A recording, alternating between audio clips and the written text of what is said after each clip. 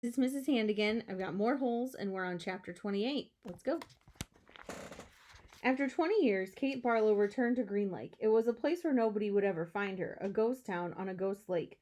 The peach trees had all died, but there were a couple of small oak trees still growing by an old abandoned cabin.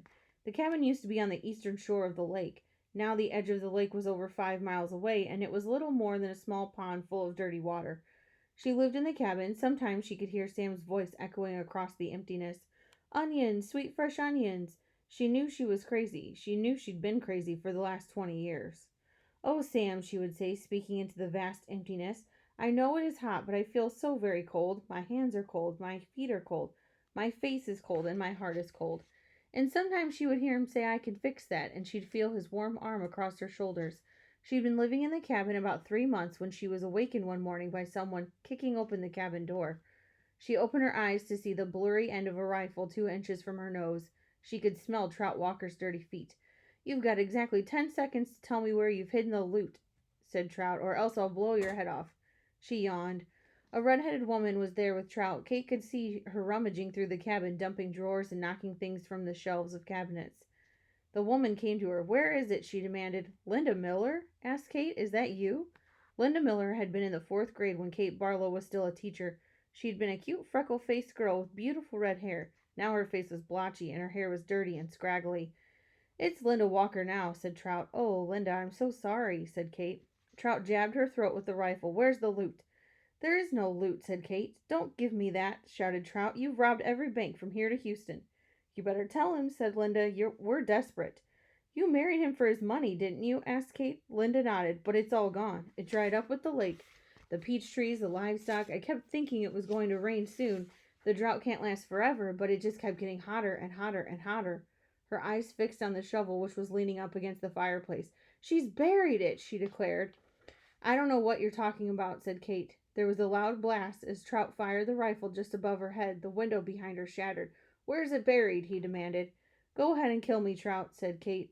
But I sure hope you like to dig, 'cause you're going to be digging for a long time. It's a big, vast wasteland out there. You and your children and their children can dig for the next 100 years, and you'll never find it. Linda grabbed Kate's hair and jerked her head back. Oh, we're not going to kill you, she said, but by the time we're finished with you, you're going to wish you were dead. I've been wishing I was dead for the last 20 years, said Kate. They dragged her out of bed and pushed her outside. She wore blue silk pajamas. Her turquoise studded black boots remained beside her bed. They loosely tied her legs together so she could walk, but she couldn't run. They made her walk barefoot on the hot ground. They wouldn't let her stop walking. Not until you take us to the loot, said Trout. Linda hit Kate on the back of her legs with the shuffle. You're going to take us to it sooner or later, so you might as well make it sooner. She walked one way, then the other, until her feet were black and blistered. Whenever she stopped, Linda whacked her with the shovel. I'm losing my patience, warned Trout. She felt the shovel jab into her back, and she fell hard into the dirt. Get up, ordered Linda. Kate struggled to her feet. We're being easy on you today, said Trout. It's just going to keep getting worse and worse for you until you take us to it. Look out, shouted Linda. A lizard leaped toward them. Kate could see its big red eyes. Linda tried to hit it with the shovel, and Trout shot at it, but they both missed. The lizard landed on Kate's bare ankle. Its sharp black teeth bit into her leg. Its white tongue lapped up the droplets of blood that leaked out of the wound. Kate smiled. There was nothing they could do for her any more. Start digging, she said. Where's it at? Linda screeched. Where'd you bury it? Trout demanded. Kate Barlow died, laughing. Part 2, The Last Hole. Chapter 29. There was a change in the weather, for the worse. The air became unbearably humid. Stanley was drenched in sweat. Beads of moisture ran down the handle of the shovel. It was almost as if the temperature had gotten so hot that the air itself was sweating. A loud boom of thunder echoed across the empty lake. A storm was way off to the west, beyond the mountains. Stanley could count more than 30 seconds between the flash of lightning and the clap of thunder. That was how far away the storm was. Sound travels a great distance across the barren wasteland. Usually, Stanley couldn't see the mountains at this time of day. The only time they were visible was just at sun up, before the air became hazy. Now, however, the sky was very dark off to the west, and every time the lightning flashed, the dark shape of the mountains could briefly appear. Come on, rain, shouted Armpit. Blow this away. Maybe it'll rain so hard it will fill up the whole lake, said Squid. We can go swimming.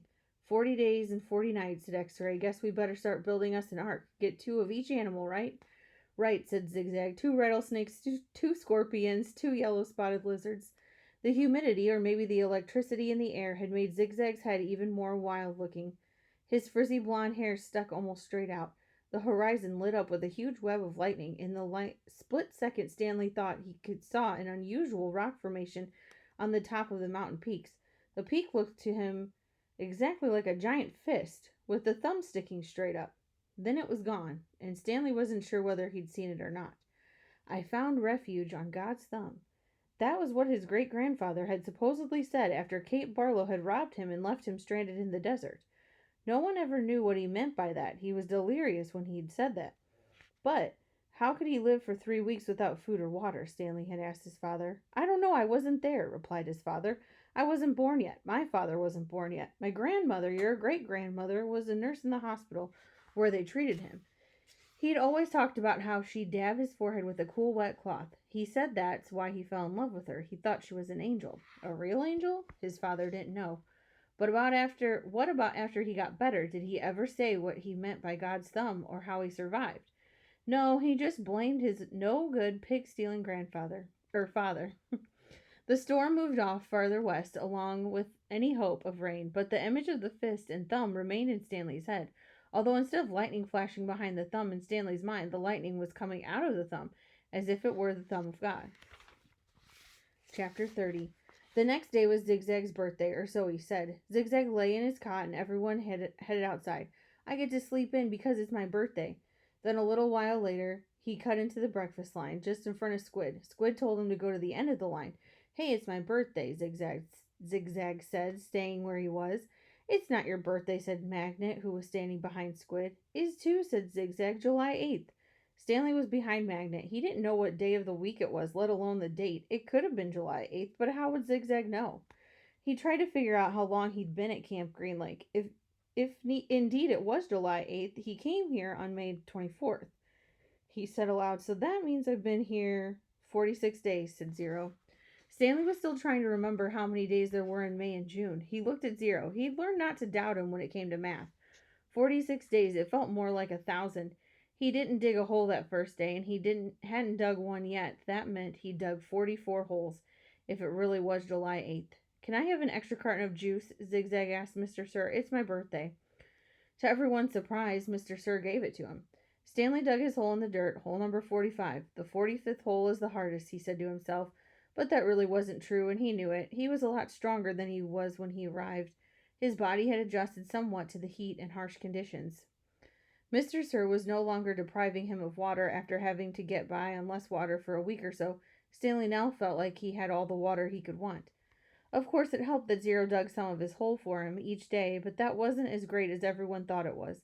He always felt awkward while Zero was digging his hole, unsure of what to do with himself. Usually he stood around a while before sitting off by himself on the hard ground with the sun beating down on him.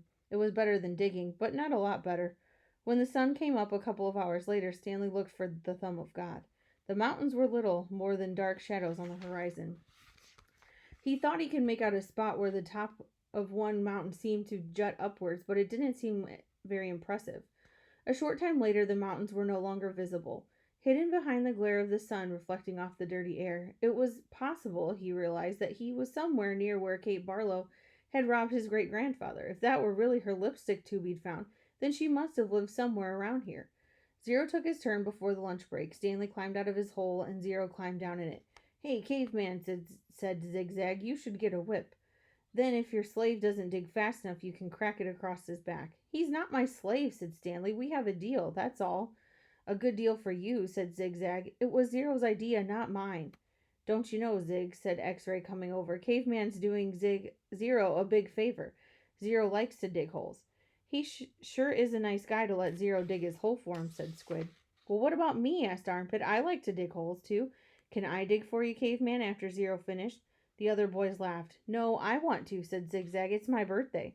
Stanley tried his best to ignore them. Zigzag kept at it. Come on, Caveman, be a pal. Let me dig your hole. Stanley smiled as if it were all a joke. When Mr. Pendanski arrived with water and lunch, Zigzag offered Stanley his place in line. Since you're so much better than me. Stanley remained where he was. I didn't say I was You're insulting him, Zig, said X-Ray. Why should Caveman take your place when he deserves to be the very front? He's better than all of us, aren't you, Caveman? No, said Stanley. Sure you are, said X-Ray. Now come to the front of the line where you belong. That's okay, said Stanley. No, it's not okay, said X-Ray. Get up here.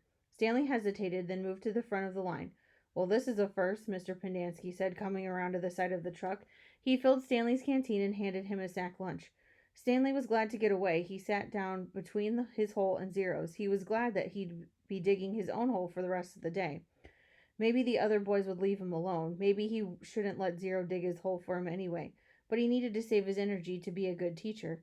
He bit into a sandwich, which contained some kind of meat and cheese mixture that came in a can.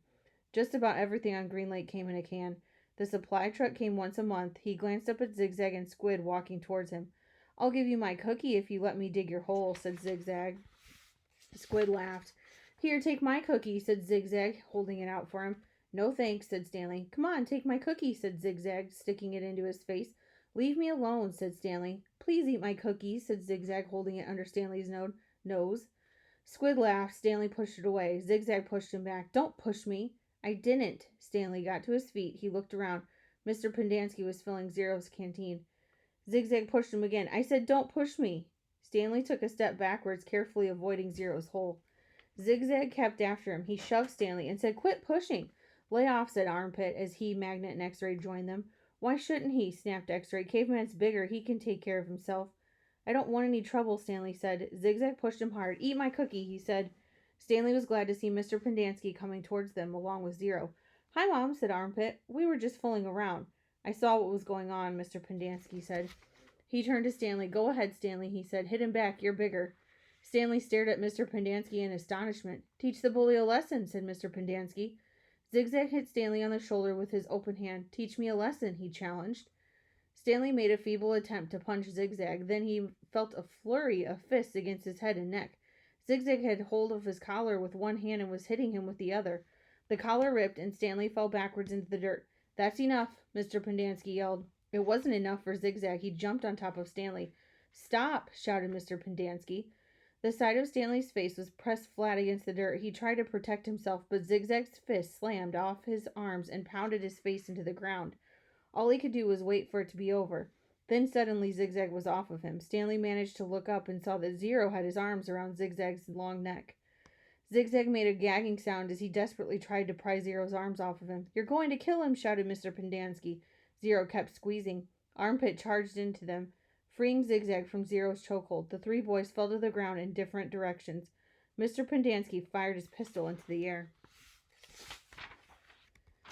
The other counselors came running from the office. The tents are out on the lake. They had their guns drawn, but holstered them when they saw the trouble was over. The warden walked over to her from her cabin.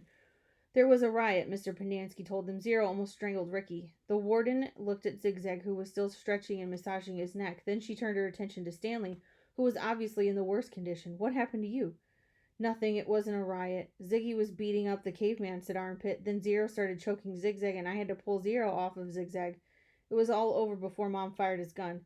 They just got a little hot, that's all, said X-Ray. You know how it is. In the sun and all day, people get hot, right? But everything's cool now. I see, the warden said. She turned to Zigzag. What's the matter? Didn't you get a puppy for your birthday? Zig's just a little hot, said X-Ray. Out in the sun all day. You know how it is. The blood starts to boil. Is that what happened, Zigzag? Asked the warden. Yeah, said Zigzag. Like X-Ray said.